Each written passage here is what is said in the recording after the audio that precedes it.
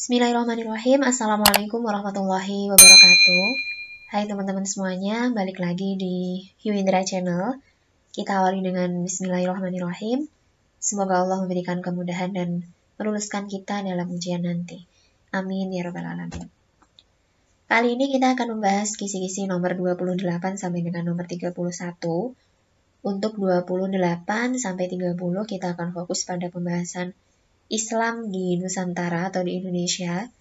Dan untuk nomor 31 kita akan fokus pada pembahasan dakwah Islam Wali Songo. Yang pertama tentang teori masuknya Islam di Nusantara. Itu ada 4 teori teman-teman. Yang pertama itu adalah teori Gujarat. Teori Gujarat menerangkan agama Islam masuk ke Indonesia atau Nusantara pada abad ke-13 melalui pedagang Muslim India. Teori ini berdasarkan Pisnapel, asal Universitas Leiden. Dia mengatakan asal-muasal Islam adalah Gujarat dan Malabar. Pendapat itu pun ditegaskan Senauk Gurgrenje dalam bukunya. Ia menjelaskan alasan tentang teori ini, yakni yang pertama, kurangnya fakta yang menjelaskan peranan bangsa Arab dalam penyebaran Islam ke Nusantara. Hubungan dagang antara Nusantara dan India telah lama berlangsung. Yang ketiga, inskripsi tertua tentang Islam yang terdapat di Sumatera juga menggambarkan hubungan antara Sumatera dan Gujarat. Selanjutnya, Mokwete turut berpendapat tentang teori Gujarat, di mana menurutnya agama Islam di Indonesia berasal dari Gujarat. Hal yang mendasarinya adalah batu nisan di Pasai, utara Sumatera pada 1428 Masehi. Batu nisan itu punya kemiripan dengan nisan Maulana Malik Ibrahim di Jawa Timur.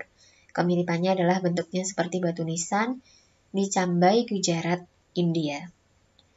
Teori Gujarat banyak mendapat kritikan, salah satunya yaitu dari Buya Hamka. Beliau menolak pandangan Islam masuk ke Nusantara dari Gujarat. Buya Hamka menyatakan pandangannya pada peranan bangsa Arab sebagai pembawa agama Islam ke Indonesia. Kemudian diikuti oleh orang Persia dan Gujarat. Gujarat dinyatakan sebagai tempat singgah dan Mekkah sebagai pusat atau Mesir sebagai tempat pengambilan ajaran Islam. Pada abad ke-13 di Nusantara sudah berdiri suatu kekuatan politik Islam. Maka sudah tentu Islam masuk jauh sebelumnya, yakni abad ke-7 Masehi atau abad pertengahan Hijriah. Nah, jadi kalau untuk Buya Hamka itu lebih setuju tentang teori yang menyatakan bahwa Islam masuk ke Indonesia pada abad ke-7. Itu lebih tepatnya di teori yang kedua ini, teman-teman. Teori Mekah atau teori Arab ya di sini. Teori Mekah pertama kali diutarakan Hamka dalam perhelatan Disnatalis Setain ke-8 di Yogyakarta. Dia mengungkapkan hal ini sebagai koreksi dari teori Gujarat. Teori Hamka menjelaskan Arab Saudi punya peran besar atas masuknya Islam ke Indonesia. Sebab menurutnya bangsa Arab adalah yang pertama kali membawa Islam ke Nusantara, lalu diikuti Persia dan Gujarat. Namun, ia menerangkan bahwa masuknya Islam adalah sebelum abad ke-13 Masehi, yaitu 7 Masehi atau abad pertama Hijriah. Alasan yang mendasari penjelasan tersebut adalah pasca wafatnya Muhammad SAW tahun 632 Masehi, kepemimpinan Islam ada di tangan khalifah. Dengan kepemimpinan ini, Islam disebarkan sampai ke seluruh Timur Tengah, Afrika Utara, juga Spanyol. Semasa dinasti Umayyah, perluasan berlanjut sampai Nusantara. Pendapat sejarawan Thomas W. Arnold dalam Morrison 1951 mengatakan, teori pedagang Arab menyebarkan Islam saat pedagang selaras dengan fakta bahwa pedagang Arab memimpin pemukiman di pesisir pantai utara Sumatera. Para pedagang itu kemudian menikah dengan penduduk lokal. Kemudian teori yang ketiga yaitu teori Cina. Penyebaran Islam di Indonesia juga diperkirakan masuk dari Cina. Ajaran Islam berkembang di Cina pada masa dinasti Tang 618 sampai 905 Masehi, dibawa oleh panglima muslim dari kekhalifahan di Madinah semasa era Khalifah Utsman bin Affan, yakni Sa'ad bin Abi Waqqas. Kanton pernah menjadi pusatnya ya para pendakwah muslim dari Cina. Jane A. Berley 2004 dalam buku Islam in China menyebut relasi pertama antara orang-orang Islam dari Arab dengan bangsa Cina terjadi pada 713 M. Diyakini bahwa Islam memasuki Nusantara bersamaan migrasi orang-orang Cina ke Asia Tenggara. Mereka memasuki wilayah Sumatera bagian selatan Palembang pada 879 atau abad ke-9 Masehi. Bukti lain adalah banyak pendakwah Islam keturunan Cina yang punya pengaruh besar di Kesultanan Demak, kerajaan Islam pertama di Jawa, seiring dengan keruntuhan Kemaharajaan Majapahit pada perjalanan abad ke-13 Masehi. Sebagian dari mereka disebut Wali Songo. Dalam buku sejarah yang ditulis oleh Nana Supriyatna diungkapkan, Kesultanan Demak didirikan oleh Raden Fatah, putra Raja Majapahit dari istri seorang perempuan asal Cina yang telah masuk Islam. Raden Fatah yang memiliki nama Cina Jinpun memimpin Demak bersama Wali Songo sejak 1500 Masehi. Teori yang keempat, maaf di sini saya tuliskan 3 ya teman-teman, keliru. Teori yang keempat yaitu teori Persia atau teori Iran. Teori Persia dikemukakan oleh Hussein Diningrat. Dikatakan bahwa agama Islam masuk ke Nusantara dari Persia dan singgah di Gujarat pada abad ke-13. Hal ini dapat diperlihatkan dari kebudayaan Indonesia yang punya persamaan dengan Persia. Buktinya adalah ke-1, peringatan 10 Muharram atau Asyura sebagai peringatan Syiah atau syahidnya Husain yang terwujud dengan tradisi memasak bubur syuro. Kemudian seni kaligrafi yang terpahat pada batu-batu nisan bercorak Islam di Nusantara. Kesamaan ajaran Syekh Siti Jenar dengan ajaran Sufi Iran Al-Halaj. Kemudian penggunaan istilah bahasa Iran dalam sistem huruf Arab untuk tanda bunyi harokat dalam pengajian Al-Quran tingkat awal. Dan yang keempat, kemiripan terakhir adalah nisan pada kubur Malik Saleh dan Malik Ibrahim yang dipesan dari Gujarat, serta terdapat pengakuan masyarakat Islam atas mazhab Syafi'i di daerah Malabar. Akan tetapi, ajaran Islam yang masuk dari Persia kemungkinan adalah Syiah. Kesamaan tradisi tersebut serupa dengan ritual Syiah di Persia yang saat ini merujuk pada negara Iran. Teori ini cukup lemah karena mayoritas pemeluk Islam di Indonesia adalah bermazhab Sunni dan bukan bermazhab Syiah. Oke teman-teman, dari keempat teori ini semuanya punya alasan masing-masing ya, punya bukti masing-masing. Dan kalau dari saya sendiri, mungkin memang masuknya itu awal mula sudah diawali dari sejak abad ke-7. Kemudian di abad ke-13 ini lebih dikembangkan lagi. Seperti itu ya teman-teman. Oke, kita lanjut aja.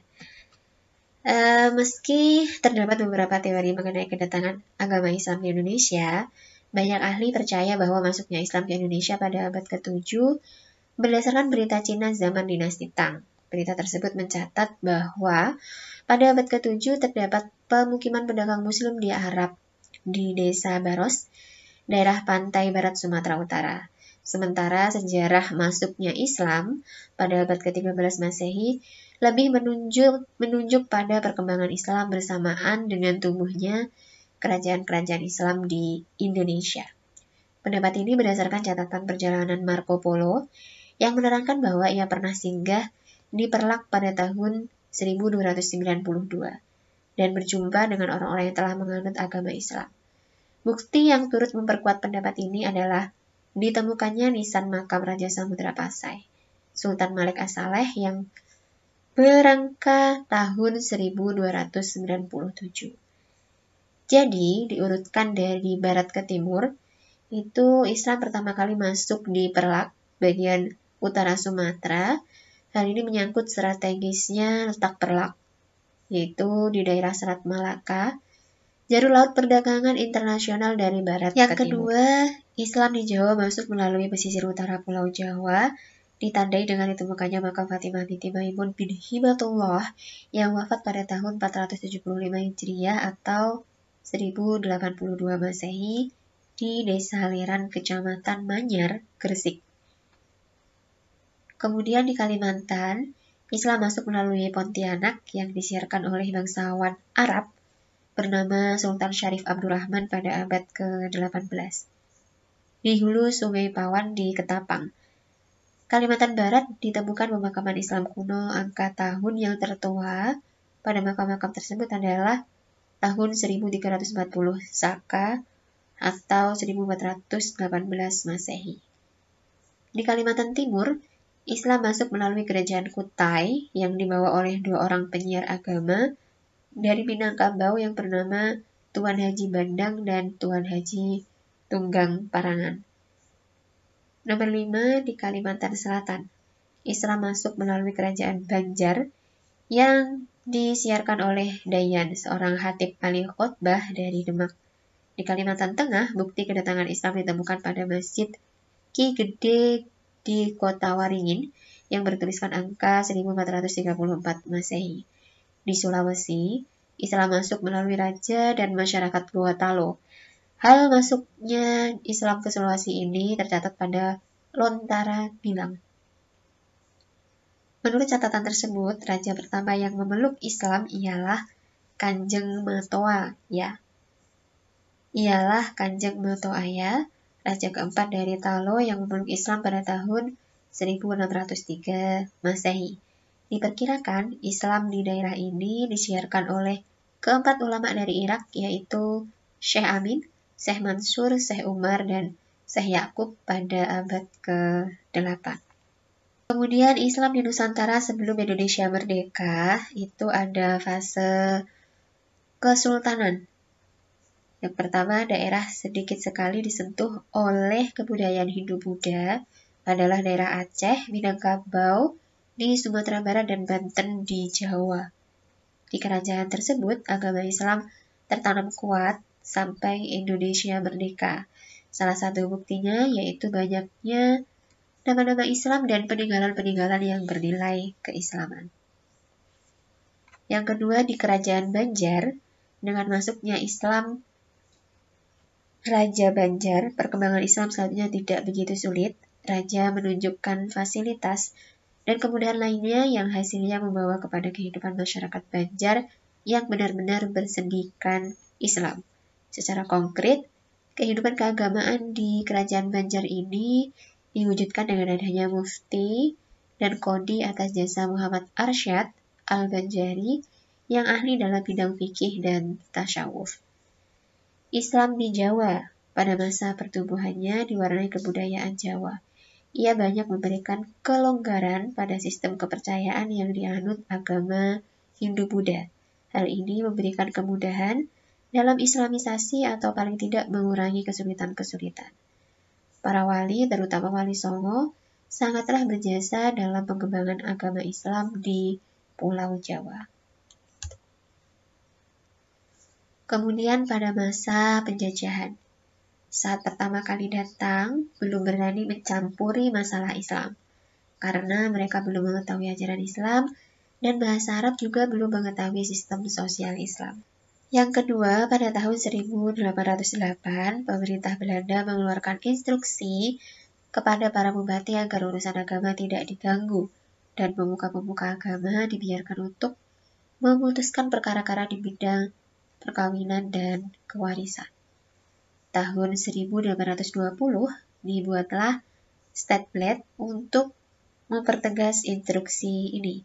Tahun 1867, campur tangan mereka lebih tampak lagi dengan adanya instruksi kepada bupati dan wedana untuk mengawasi ulama-ulama agar tidak melakukan apapun yang bertentangan dengan peraturan gubernur jenderal.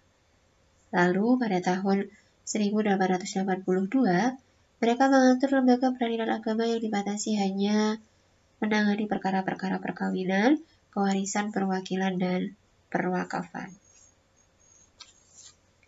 Senok Gurnye mengemukakan gagasan yang dikenal dengan politik Islamnya. Dengan politik itu, ia membagi masalah Islam dalam 3 kategori. Yang pertama, bidang agama murni atau ibadah.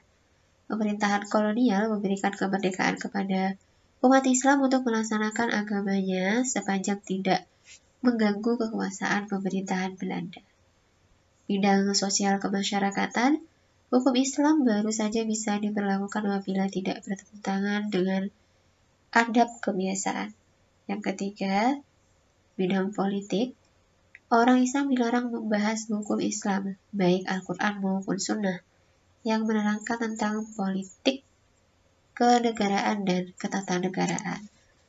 Ya, jadi mungkin ini disebabkan untuk meminimalisir terjadinya pemberontakan dari warga Indonesia ya, teman-teman. Jadi dibuat benar-benar menutup ruang bagi warga Indonesia untuk bisa melakukan perlawanan dari segi agama ya, benar-benar ditutup aksesnya. Kemudian Islam di Nusantara, strategi dakwah Islam di Indonesia itu ada beberapa. Yang pertama adalah perdagangan. Kesibukan lalu lintas perdagangan pada abad ke-7 hingga ke-16 Masehi membuat pedagang-pedagang Muslim, Arab, Persia, dan India turut ambil bagian dalam perdagangan dari negeri-negeri barat, tetangga, dan timur benua Asia. Media Islamisasi melalui perdagangan dinilai sangat menguntungkan karena para raja dan bangsawan turut serta dalam kegiatan perdagangan secara langsung. Jadi faktor perdagangan ini juga sangat mendukung proses dakwah Islam di Indonesia. Kemudian perkawinan. Dari acara dagang-mendagang itu kemudian berlanjut ke acara perkawinan ya teman-teman. Para pedagang Muslim memiliki status sosial yang lebih baik daripada kebanyakan pribumi, sehingga penduduk pribumi, terutama putri-putri bangsawan, tertarik untuk menjadi istri saudagar. Saat menikah dengan saudagar Islam, proses sebelumnya adalah memeluk agama Islam. Berawal dari situ, kemudian banyak kampung-kampung, daerah-daerah, dan kerajaan-kerajaan Muslim yang dikawini oleh keturunan bangsawan. Kemudian dari segi tasawuf, dalam konteks penyebaran agama Islam di Nusantara, para pengajar tasawuf atau para sufi mengajarkan teosofi yang bercampur dengan ajaran yang sudah dikenal luas oleh masyarakat Indonesia. Kemudian pendidikan. Proses pendidikan dan pengajaran Islam ini sudah berlangsung sejak Islam masuk ke Nusantara. Ketika pemeluk agama Islam sudah banyak dan telah terbentuk komunitas Muslim, maka proses pendidikan dan pengajaran Islam tidak lagi hanya dilaksanakan secara informal, tetapi sudah dilaksanakan secara teratur di tempat-tempat tertentu. Secara umum, model pendidikan pada masa itu ada dua, yaitu pendidikan langgar dan pendidikan pesantren. Kemudian dengan segi kesenian, yang paling terkenal adalah pertunjukan wayang. Sunan Kalijaga adalah tokoh yang paling mahir dalam mementaskan wayang. Sunan Kalijaga tidak pernah meminta upah pertunjukan, tetapi ia meminta para penonton untuk mengikutinya untuk mengucapkan kalimat syahadat. Sebagian besar cerita wayang masih dipetik dari cerita Mahabharata dan Ramayana. Tetapi di dalam cerita itu disisipkan ajaran dan nama-nama pahlawan Islam. Kesenian lain juga dijadikan alat islamisasi seperti sastra, hikayat, babat, dan sebagainya, seni bangunan, dan seni ukir. Kemudian yang terakhir, yang keenam, politik. Di Maluku dan Sulawesi Selatan, kebanyakan rakyat masuk Islam setelah rajanya memeluk Islam terlebih dahulu. Pengaruh politik raja sangat membantu tersebarnya Islam di daerah ini. Di samping itu, baik di Sumatera dan Jawa maupun di Indonesia bagian timur, demi kepentingan politik kerajaan-kerajaan Islam memerangi kerajaan-kerajaan non-Islam. Kemudian faktor-faktor yang menyebabkan Islam mudah diterima dan berkembang di Nusantara, antara lain, syarat-syarat masuk Islam sangat mudah. Seseorang telah dianggap masuk Islam bila ia telah mengucapkan 2 kalimat syahadat. Kemudian yang kedua, ajaran Islam tidak mengenal kasta dan menganggap semua manusia mempunyai kedudukan yang sama di hadapan Allah. Kemuliaan seseorang tidak ditentukan oleh status sosial, akan tetapi oleh ketakwaannya kepada Allah. Upacara-upacara keagamaan dalam ajaran Islam sangat sederhana dan tidak harus mengeluarkan banyak biaya. Agama Islam yang menyebar di Indonesia disesuaikan dengan adat dan tradisi Nusantara, dan dalam penyebarannya dilakukan secara damai tanpa kekerasan. Sifat bangsa Indonesia yang ramah tamah memberi peluang untuk bergaul lebih erat dengan bangsa lain. Di dalam pergaulan yang erat itu, kemudian terjadi saling mempengaruhi dan saling pengertian. Selanjutnya, runtuhnya kerajaan Majapahit turut memperlancar penyebaran agama Islam di Indonesia. Nomor 7, semangat para prajurit Islam untuk terus menyebarkan agama yang telah dianutnya, yang mana bagi penganut Islam menyebarkan agama adalah sebuah kewajiban. Atau mendakwahkan Islam itu menjadi semangat tersendiri bagi para penganut Islam untuk menyebarluaskan agama Islam. Oke, kita masuk ke Wali Songo ya, sekilas. Ini untuk mengingatkan kita tentang pembagian Wali Songo. Di Jawa Timur itu ada 5 ya teman-teman. Ada Sunan Ampel, kemudian ada Sunan Gresik, ada Sunan Giri, kemudian ada Sunan Derajat, ada Sunan Bonang.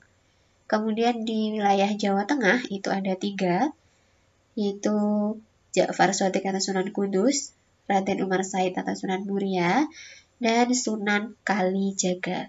Sementara di Jawa Barat itu hanya ada 1, yaitu Sunan Gunung Jati atau Syarif Hidayatullah.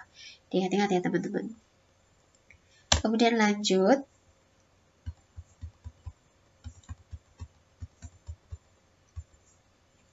Strategi dakwah Wali Songo. Metode dakwah Wali Songo yang pertama yaitu fakta sejarah menunjukkan bahwa kunci gerakan dakwah Wali Songo adalah damai, toleran, dan berpijak pada 2 prinsip, yaitu bil mau'idotil hasanah, nasihat yang baik, wajadilhum billati hiya ahsan, dialog atau diskusi, sip al-muhafazatu alal qadimis salih, wal akhzu bil jadidil aslah, memelihara tradisi lama yang baik dan mengambil tradisi baru yang lebih baik. Terkait dakwah lengkap dalam nasihat-nasihat yang bijak dan argumen yang kuat disampaikan secara resmi dan tidak formal, sambil melestarikan budaya-budaya lokal yang baik dan sudah ada, menyerapnya ke dalam Islam dan mewarnainya dengan ajaran tauhid. Kemudian yang kedua, Wali Songo memilih cara persuasif untuk menarik masyarakat ke dalam Islam. Mereka mengemas penampilan dan mengembangkan kepribadian Islam dengan cara sangat mengesankan. Di perkembangannya, Wali Songo kemudian memanfaatkan kesenian, adat istiadat atau tradisi yang hidup di masyarakat sebagai media dakwah. Itu sebabnya mereka juga dikenal sebagai pencipta karya-karya seni, semisal tembang Macapat.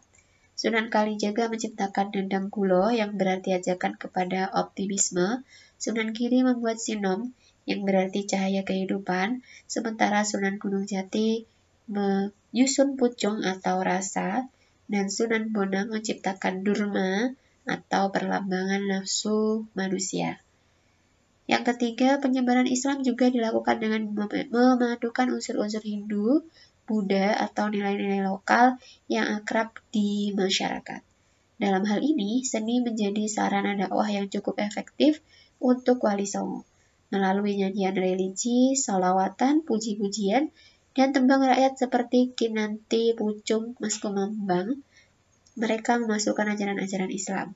Yang menonjol adalah pengembangan pada lakon-lakon cerita wayang, seperti Sunan Kalijaga mencipta Jimat Kalimasada yang tak lain 2 kalimat syahadat. Cerita wayang yang semula bernuansa Hindu-Buddha diganti dengan kisah para nabi dan rasul, tauhid, akhlak, tasawuf, dan ajaran Islam lainnya. Tokoh dan peristiwa dalam wayang hanya sebagai simbol yang diberi tafsiran filosofis sesuai dengan tafsiran ajaran Islam. Kesenian ludruk juga dijadikan sebagai wahana dakwah. Dalam penyampaiannya, kesenian ludruk Dalam penyampaiannya, kesenian ludruk kemudian diberi muatan-muatan moral, misalnya mengajak masyarakat agar tidak melakukan molimo, madon, madat, main, malik, dan minum.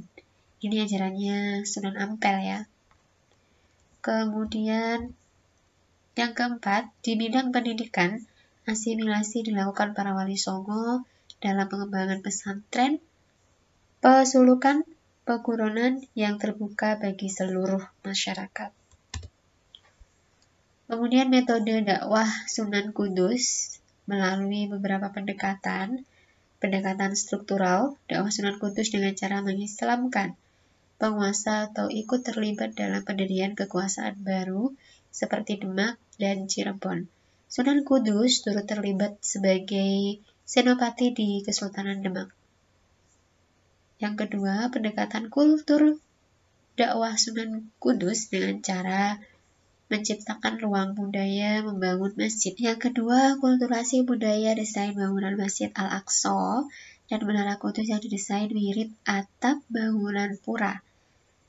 Yang ketiga, mengikat sapi di halaman masjid. Sunan Kudus juga melarang jamaahnya untuk menyembelih sapi, meski dalam hal Islam itu dihalalkan. Hal ini sebagai wujud strategi menarik simpati masyarakat yang kebanyakan saat itu menganggap binatang sapi sebagai makhluk yang suci. Sunan Kudus meminta masyarakat untuk tidak memotong hewan kurban sapi dalam perayaan Idul Adha untuk menghormati masyarakat penganut agama Hindu. Dengan mengganti kurban sapi dengan memotong kerbau, pesan untuk memotong kurban kerbau ini masih banyak ditaati oleh masyarakat Kudus hingga saat ini. Kemudian mengubah tembang dari cerita ketauhidan. Buah karyanya adalah lagu Gending, Mas Kumambang, dan Micil. Dalam banyak hal, Sunan Kudus mencoba mewarnai gending atau cerita-cerita tertentu yang semula kering dan nilai Islam diisi dengan semangat ketauhidan. Kemudian dakwah Sunan Kalijogo. Kalijogo dikenal sebagai seorang seniman, budayawan, filsuf, dan waliullah. Dalam menyebarkan dakwah dia sangat luas dalam memasukkan nilai-nilai Islam ke dalam budaya Jawa. Hal ini bisa kita lihat ketika Sunan Kalijogo melakukan dakwah melalui wayang kulit. Meskipun tersedia wayang pada mulanya bukan berasal dari Islam, namun Sunan Kalijaga memodifikasinya dengan cerita yang berbau Islam, wayang kulit Purwo, dengan lakon Punokawan, Semar, Gareng, Petruk, dan Bagong. Kemudian yang kedua, selain berdakwah melalui wayang, Sunan Kalijaga sangatlah kreatif dalam bidang seni dan budayanya. Beliau merupakan pencipta lagu Ilir-Ilir yang sampai sekarang masih kita kenal. Selain menciptakan lagu Ilir-Ilir, Sunan Kalijaga merupakan pencipta pertama beduk yang digunakan untuk memanggil umat Islam untuk sholat. Dia juga orang pertama kali yang mengadakan grebek maulid di Demak dalam menyambut kelahiran Rasulullah SAW, dan masih banyak lagi seni yang digeluti. Dakwah Sunan Kalijaga terhadap Bupati Semarang meminta membuat beduk dan mengajak orang-orang sholat berjamaah di masjid, menyamar menjadi tukang penjual rumput, dan mengajarkan zuhud kepada Sunan Pandanarang, Bupati Semarang. Oke teman-teman, kita masuk ke contoh soalnya ya. Nomor 1, menurut Senop Burgronje bahwa Islam di Indonesia berasal dari Gujarat, India, dengan alasan di bawah ini kecuali kurangnya bukti bahwa Arab yang datang menyebarkan Islam ke Nusantara. Ya, hubungan dengan antara Indonesia Islam, India, hubungan dengan antara Indonesia India telah lama terjalin. Iya. Kemudian inskripsi tertua tentang Islam yang terdapat di Sumatera menggambarkan hubungan dengan antara Sumatera dan Gujarat. Jadi yang bukan itu adalah C ya. Batu-batu nisan yang ada di Sumatera itu berasal dari Gujarat. Karena ini adalah pendapatnya Mokuete. Kedua, pendapat yang menyatakan Islam di Indonesia berasal dari Persia adalah dengan bukti-bukti berikut. Jawaban A, B, D, E itu benar. Jadi kita lihat satu-satu ya. beberapa unsur kebudayaan Persia, khususnya Syiah, yang ada dalam kebudayaan Islam di Nusantara. Berkembangnya ajaran Syekh Siti Jenar dengan ajarannya Manunggaling Kawula Gusti sama dengan ajaran Al-Halaj Persia, Wahdatul Wujud. Kemudian cara mengajarkan bacaan Al-Quran dengan sistem mengeja huruf Aran, terutama tanda-tanda bunyi harokat. Peristiwa Asyura atau 10 Muharram sebagai salah satu hari yang diperingati oleh kaum Syiah, yakni hari wafatnya Husain bin Ali Thalib di Padang Karbala. Nomor 3, seorang tokoh yang menolak kalau Islam masuk ke Indonesia melalui Persia, karena ketika itu kekuasaan dipimpin Khalifah Umayyah Arab, sedangkan Persia belum menduduki kepemimpinan dunia Islam. Selain itu, masuknya Islam dalam suatu wilayah juga identik dengan langsung berdirinya sebuah kekuatan politik Islam. Tokoh yang dimaksud adalah A ya, Buya Hamka. Kemudian lanjut, sunan yang memberikan pengajaran sederhana yaitu menanamkan akidah dan ibadah, juga memperkenalkan istilah molimo, moh main, moh ngombe, moh maling, dan madat, moh madon. Itu adalah Sunan Ampel. Ingat-ingat ya, Sunan Ampel, molimo.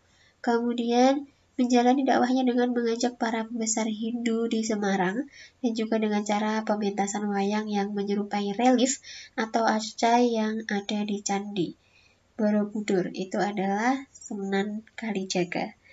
Nomor 6, menjalani dakwahnya dengan menghormati terhadap keyakinan Hindu untuk tidak menyembah hewan lembu dan pernah menghias lembu sapi layaknya pengantin untuk mengumpulkan penganut agama Hindu. Kemudian setelah umat Hindu berkumpul baru memulai dakwahnya. Itu adalah Sunan Kudus. Dan yang nomor 7, yang dilakukan Wali Songo dalam dakwah Islam di Nusantara dengan cara-cara dakwah dengan cara-cara tersebut di bawah ini. Jawabannya adalah semua benar. Mauizah hasanah, teladan yang baik dari dan mujadalah, ya benar. Lemah lembut menghampiri hati manusia yang masih menganut kepercayaan Hindu Buddha, iya. Kemudian tidak memusnahkan budaya adat masyarakat setempat, namun dengan sedikit demi sedikit menyisipkan ajaran-ajaran dan nilai-nilai Islam dalam kehidupan. Oke teman-teman, itu tadi pembahasan kisi-kisi dari 28 sampai 31. Sekali lagi saya ingatkan bahwa materi ini hanya sebagian dari materi yang mungkin keluar tentang materi ini ya teman-teman. Teman-teman bisa untuk menggali materi yang lebih luas lagi selain daripada materi ini. Wali Songo itu saya pernah punya materi. Insya Allah nanti saya posting lagi ya videonya karena kemarin sempat saya hapus. Oke teman-teman, terima kasih sudah menyimak. Saya mohon maaf bila mana terdapat kesalahan. Dan apabila ada kesalahan, mohon koreksinya untuk menuliskan di kolom komentar. Terima kasih. Wassalamualaikum warahmatullahi wabarakatuh. See you next video.